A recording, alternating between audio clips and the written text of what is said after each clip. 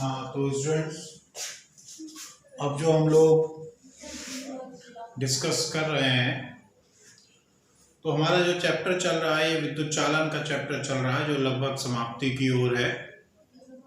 बहुत सिंपल सा चैप्टर है, बच्चे इसे शुरू से पढ़े तो बहुत सिंपल सा चैप्टर है, बहुत छोटी छोटी चीजें हैं पर बड़ा इम्पोर्टेंट चैप्टर है क्योंकि ये विद्युत आवेशों के प्रवाह से की स्टार्टिंग है। तो इसमें यहाँ पे हम विद्युत धारा के बारे में पढ़ना, इनिशियल बातें शुरू करी हैं और आगे जितना भी कुछ आएगा वो यही आएगा कि धारा प्रवाहित हो रही है, आवेश प्रवाहित हो रहे हैं, कितना प्रतिरोध है, कितना विभवांतर है, कितनी ऊर्जा कंज्यूम हुई, यही सभी नहीं सबके इर्द गिर्द घूमती रहेंगी बातें। इन्हीं से बहुत सारी और चीजें बनेंगी। तो इन चीजों को बहुत क्लियर कर ले बच्चे कि भाई धारा क्या है, धारा घनत्व क्या है, क्या उसके फॉर्मूले हैं, क्या रिलेशन है, कैसे धारा चालकों में प्रवाहित हो रही है, इस तरीके से बहुत सी चीजें हैं। उसको हर पार्ट को, ओम का नियम क्या है, ये सब चीजें क्लियर करें उसे। अब उसी में हमने ताप और प्रतिरोध में रिलेशन और पिछले लेक्चर तक हमने विद्युत ऊर्जा तक हम डिस्कस कर लिया था। अब उसी में हमने व्यय विद्युत ऊर्जा की बात कर रहे थे। हमने व्यय विद्युत ऊर्जा, विद्युत शक्ति अथवा सामर्थ्य, ये सब डिस्कस कर रहे थे। उसमें थोड़ा सा व्यय विद्युत ऊर्जा के बारे में बता दें। जैसे किसी प्रतिरोध में व्यय विद्युत ऊर्जा जो होती है, थोड़ा सा और बातें बताना चाह रहे हैं व्यय विद्युत ऊर्जा के बारे में। जैसे किसी प्रतिरोध में व्यय विद्युत ऊर्जा होती है, वो फॉर्मूला हमारे पास है W = VIT I²RT या V²T/R। जो व्यय विद्युत ऊर्जा है वो ये है फॉर्मूला हमारे पास, VIT I²RT या V²T/R।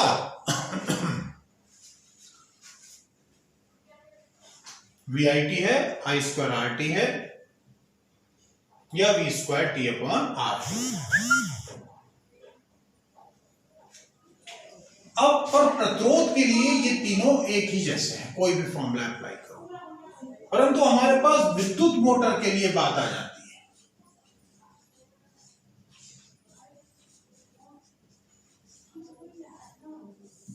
विद्युत मोटर के लिए हमारे पास बात आ जाती है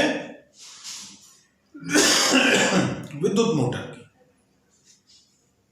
विद्युत मोटर में क्या होता है कि विद्युत मोटर क्या है, ये एक ऐसी डिवाइस है जो इलेक्ट्रिकल एनर्जी को मैकेनिकल एनर्जी में कन्वर्ट करती है।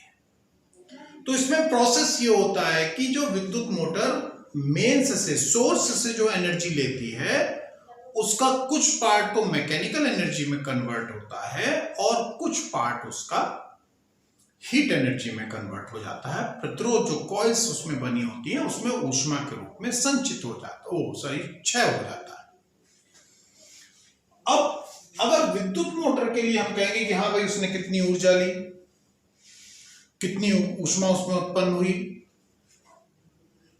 कितनी यांत्रिक ऊर्जा प्राप्त हुई, तो वो कैसे निकलेगा? देखो, विद्युत मोटर के लिए तीनों फॉर्मूले एक जैसे नहीं है। व्यय विद्युत ऊर्जा, प्रतिरोध में हम कहते हैं जो व्यय विद्युत ऊर्जा है वही ऊष्मा में कन्वर्ट होती है। अगर प्रतिरोध में उत्पन्न ऊष्मा निकालनी है तो वो फॉर्मूला लगेगा, कोई भी लगा दो। परंतु विद्युत मोटर में उत्पन्न ऊष्मा निकालनी है तो तुम ये नहीं कि कोई भी फॉर्मूला लगा दोगे, VIT I²RT V²T/R। उसमें ये ध्यान रखना है कि मोटर द्वारा ली गई ऊर्जा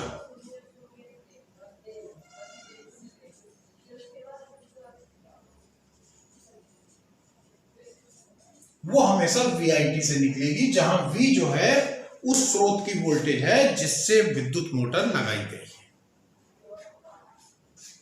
दूसरा है उत्पन्न ऊष्मा, वो होगी I²RT से हमेशा निकलेगी कि जो उसमें कॉइल लगी हुई है उसके प्रतिरोध में उत्पन्न ऊष्मा कितनी है। जो कॉइल लगी है उसके प्रतिरोध में उत्पन्न ऊष्मा कितनी है। और तीसरा है यांत्रिक ऊर्जा। तो कितनी यांत्रिक ऊर्जा प्राप्त होगी? ली गई ऊर्जा में से उत्पन्न ऊष्मा घटा दोगे तो ये आ जाएगी यांत्रिक ऊर्जा। तो विद्युत मोटर के केस में ये बात ध्यान रखोगे कि विद्युत मोटर के अगर किसी प्रतिरोध में उत्पन्न ऊष्मा निकालनी है तो किसी भी फॉर्मूले से निकाल लो, एक ही जैसा आएगा, क्योंकि प्रतिरोध जितनी भी ऊर्जा कंज्यूम हो रही है वो ऊष्मा में ही कन्वर्ट हो रही है। और किसी विद्युत मोटर के लिए होगा तो ऐसे करेंगे, क्योंकि उसमें जितनी भी ऊष्मा ली जा रही है, सारी जितनी भी ऊर्जा ली जा रही है वो सारी की सारी ऊष्मा में कन्वर्ट नहीं हो रही। तो ये एक छोटी सी बात है, बच्चों को ध्यान रखना है। फिर इसके बाद जो नेक्स्ट टर्म आता है, जो विद्युत मोटर के लिए अगला जो टर्म आता है वो है हमारे पास, विद्युत मोटर के लिए अगला जो हमारे पास टर्म आता है वो है प्रतिरोधक। एक वर्ड यूज होगा, प्रतिरोधक, रजिस्टर।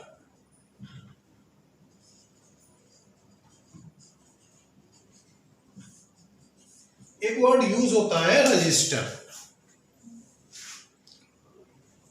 प्रतिरोधक एक वर्ड यूज होता है, रजिस्टर एक वर्ड यूज होता है।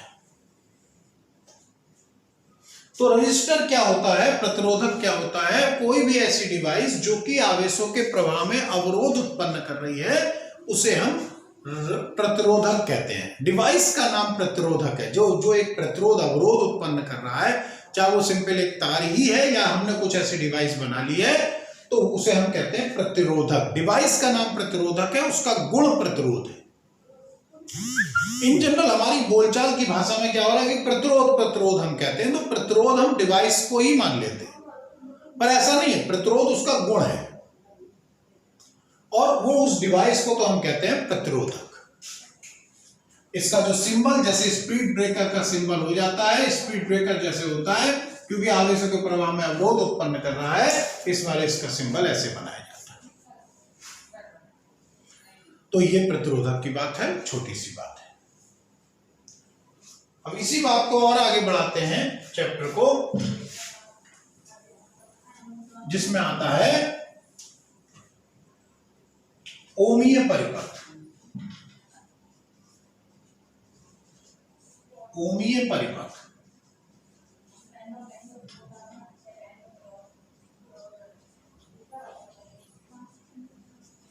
Ohmic circuit. ओमीय परिपथ है, ओमिक सर्किट है। ओमीय परिपथ हम किसे कहते हैं? ऐसे परिपथ जिसमें जो प्रवाहित धारा होती है वोल्टेज के समानुपाती होती है, अर्थात जो ओम के नियम का पालन करते हैं। एक शॉर्टकट में ये कहें, ऐसे विद्युत परिपथ जो ओम के नियम का पालन करते हैं उसे हम कहते हैं ओमीय परिपथ, ओमिक रेजिस्टेंस, ओमीय सर्किट। इसमें I प्रोपोर्शनल टू V के होता है, कहने का मतलब V proportional to I, V upon I equals to इसमें constant.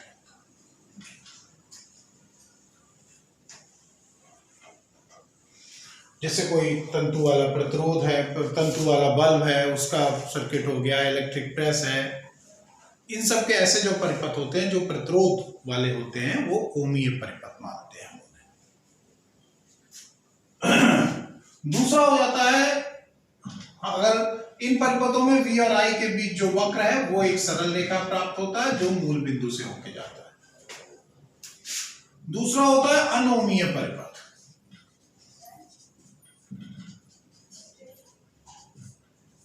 Non ohmic circuit.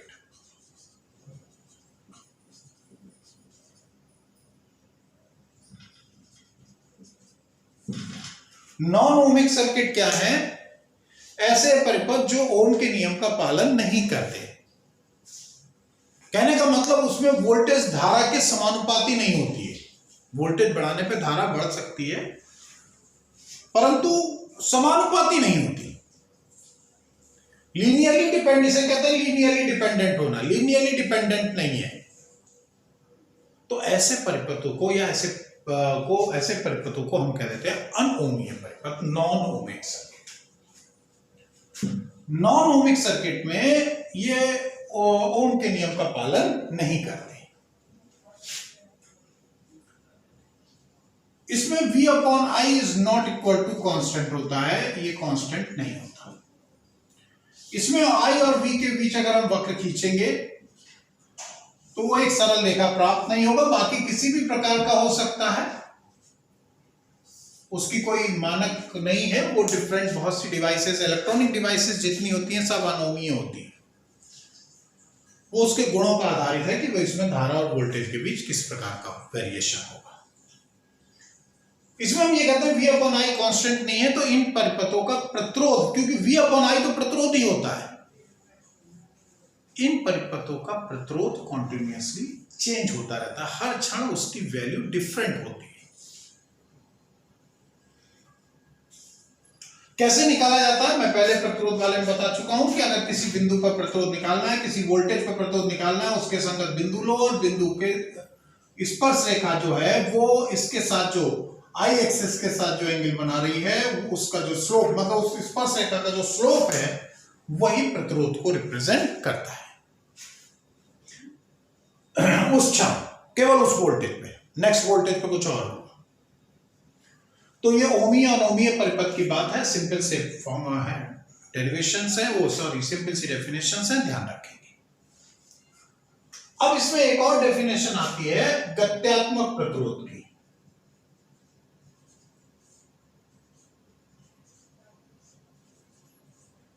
Dynamic resistance,